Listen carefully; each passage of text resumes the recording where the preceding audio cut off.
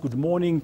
Yesterday afternoon, as soon as the news broke that Mama Winnie was no more, crowds of people started to gather outside that home. We understand that those gatherings continued overnight. What's the situation like this morning? Well, yes, good morning to you, Dan.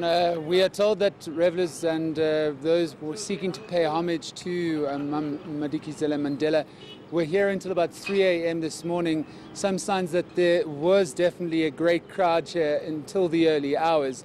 It's mostly calm this morning, but we do expect a massive amount of activity as many South Africans come to pay their last respects to the mother of the nation. We know for a fact that the Commander-in-Chief of the Economic Freedom Fighters, Julius Malema, is due here at about midday today. And there's also activities from Mum Winnie's party, the ANC, from this morning into the afternoon and also into the evening. There's going to be a procession from Uncle Tom's Hall. The gathering starts at about 3 p.m. this afternoon, and they're expected to march through with a procession through Orlando to Mum Winnie's house with candles and flowers and the like, just to try and remember Mum Winnie Mandela, who passed away many regards so suddenly in the early hours of Monday afternoon on this past Easter Monday. Dan.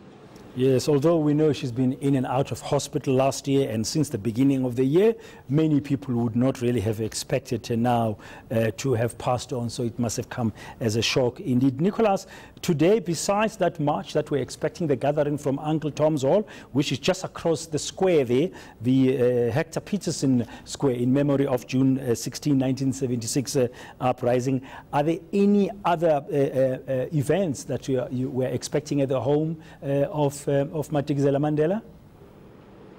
As far as I understand, that there will be a steady flow of dignitaries throughout the day. As I already mentioned, there's various leaders from opposition parties coming here to pay their respects. We saw President Cyril Ramaphosa here yesterday evening to pay his respects to the family.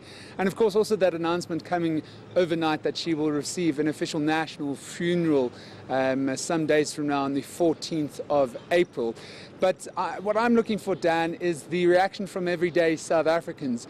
I should imagine that there'll be a lot of Soweto residents that will make their way through to Orlando to Winnie Madikizela Mandela's house to pay their last respects and pay homage to the great life and the great journey that she undertook. But also, I'm waiting to see whether or not there's going to be other South Africans traveling from far and wide to try and come and pay their last respects. There's been a mixed reaction from the general public to the passing of Winnie Madikizela Mandela, and in many ways I suppose that is indicative of the life she led. She was not universally loved by all, and certainly there's very many different stories that can be told about Nomzamo Winifred Madikizela Mandela, but perhaps in her death, South Africans need to realize that we all are indebted in some way to the role that she played in the struggle, whether or not people choose to acknowledge that.